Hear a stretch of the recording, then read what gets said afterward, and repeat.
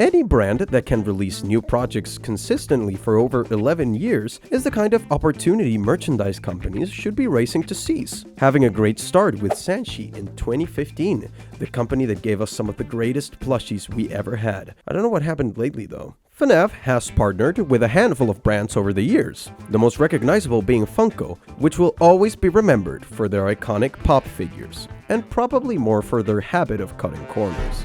They were also the ones who leaked Security Breach almost a year earlier. Remember that? Ah, great times. Then we've got McFarlane, NECA, and U2s, just to name a few. But outside the big names, there was one brand that truly stood apart. And the brand in question is no other than Hex, owned by Lewis Dawkins, better known as Dawko. Hex creates plushies with detachable magnetic limbs that can be swapped between characters, making collecting them far more interactive and fun. So, in today's video, I'm going to create a few concepts for plushies that Hex hasn't released yet.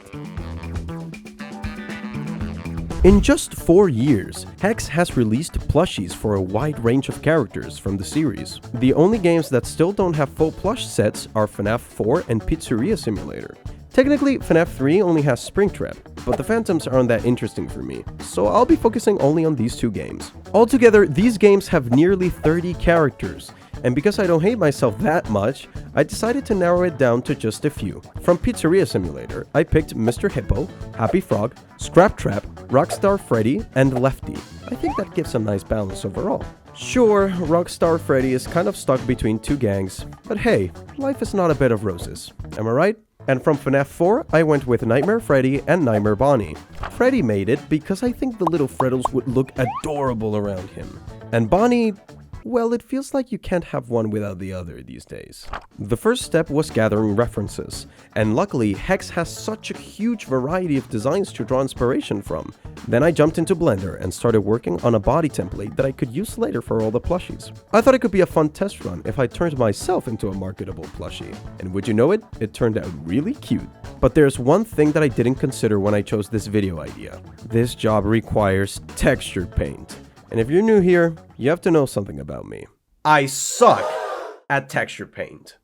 Kind of. You see, the experience that I have with this part of 3D art is me trying one time without a tutorial, and obviously I failed. That's it. And since then, I kind of have this idea in my head that texture paint is impossible. So I'm using this video as a chance to learn texture paint once and for all. I mean, it worked when I started modeling and making games. It should work this time as well, right? It did, but the start was rough. No joke, it took me 4 days to texture the first plushie. I watched a bunch of tutorials, some of them frame by frame, but for some reason my brain just didn't want to take the information and apply it. Now there are basically 2 ways to do it. Either paint directly on the model in Blender or export the UVs and use an external painting software, like Photoshop. Since the first option seemed more convenient, I started there. To make sure we're on the same page, what I did was use a blank image texture as a mask, then paint different layers of the same texture, each one in a new color. The catch is that every part you want to paint needs its own mask, otherwise colors start bleeding onto places they don't belong. You can also just create an organized UV map and skip the hell of adding 100 masks over and over. I wish I'd known that sooner. You also have to remember to select the right mask before painting. Past me, of course, had no clue about any of this. I spent hours trying to paint the perfect shape, only to realize every part of the model now has a belly. And the most frustrating part was when I tried to paint and absolutely nothing happened, because I hadn't the right mask selected. At that point, I gave up and switched to the second method. And between us, it sucks. Going back and forth between Blender and Photoshop felt like running with bricks in my pockets. I know there are add-ons to make it easier, but I just didn't have the patience. So the smart idea seemed to be finishing the models first and worrying about texturing later. Somewhere in the middle of all that, I asked for help on Twitter, and Jackson came to the rescue. We talked about how the texture should look, and before I knew it, he sent me a fully textured plushie. I was beyond excited. I told him I'd send the rest of the models once they were finished, but that didn't exactly happen. Even though the look was perfect, I wasn't satisfied with the fabric. I wanted something closer to the real plushies. After some digging, we landed on a velvet texture. I had no idea what velvet technically means, but it looked right, so I asked him to swap it out when he had time. A few days passed, the models were done, but Jackson never got back to me. So, running out of things to do, I tried painting one more time. And it worked! Just like that, everything finally clicked, and honestly, I can't even describe how good that felt. Meanwhile, Jackson did respond, but by then it was too late. I was in the middle of my Bob Ross evolution. Although I really wanted to use a velvet texture, the one I found on Blender Kit looked pretty strange in render view. Since I had no idea how to fix it, I ended up going with a towel texture instead. And honestly, now that I think about the original animatronic textures, it might actually be a better choice. Velvet would probably have worked for Rockstar Freddy, but at this point, I'm too lazy to change it. Knowing what was coming, I started off easy with Happy Frog and Mr. Hippo. With their simple designs, I let myself experiment a bit, deciding which details would stay consistent across all the plushies, while still keeping the references in mind. I wasn't really sure how to imitate that fine stitching where the fabrics meet, so I tried adding a slightly messy outline in a darker color. For some plushies, it worked, for others, not so much, but since I didn't have a better idea, I stuck with it. At one point, I even tried a different stitching effect along the sides, but later scrapped it. These two turned out really well though. I could honestly see them as part of an official set.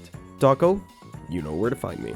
Starting with Rockstar Freddy, more and more details began to pop up. I wasn't sure if I wanted to include all of them. The important ones, like the cheeks and the star, were obvious, but I didn't know what to do about the kneecaps and eyelids. In the end, I'm glad I added them, because they really helped make the design more recognizable. For Lefty, there isn't much to say. I just changed the colors and decided it would be fun to completely remove the left eye and replace it with a patch. It looks great and matches the Hex style just perfectly. The last three plushies were definitely the ones I had to put the most work into, if that wasn't already obvious. When you're doing something like this, it's really easy to overcomplicate a design, especially when you're me. I looked at how Hex designed Springtrap, since he's the closest to my guys, and they kept it pretty simple, just enough to make him recognizable. Me, on the other hand, I might have jumped the gun a little, but honestly, I think they turned out pretty good in the end, except for Scraptrap. He's just ugly, no matter what form he takes. Nightmare Freddy ended up being my favorite of the bunch, with Nightmare Bonnie coming in second. Just like Hex, each plush also comes with a collectible card showing them in different scenarios. Big thanks to my friend Yu for creating these amazing designs. Even though the process was frustrating at times, it was a lot of fun to work on this video. And I'm glad I finally learned a bit of texture paint. It will be really useful later on.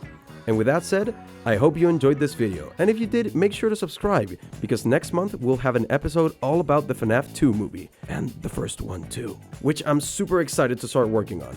Thanks again for watching, and I'll see you next time. Bye bye guys, take care.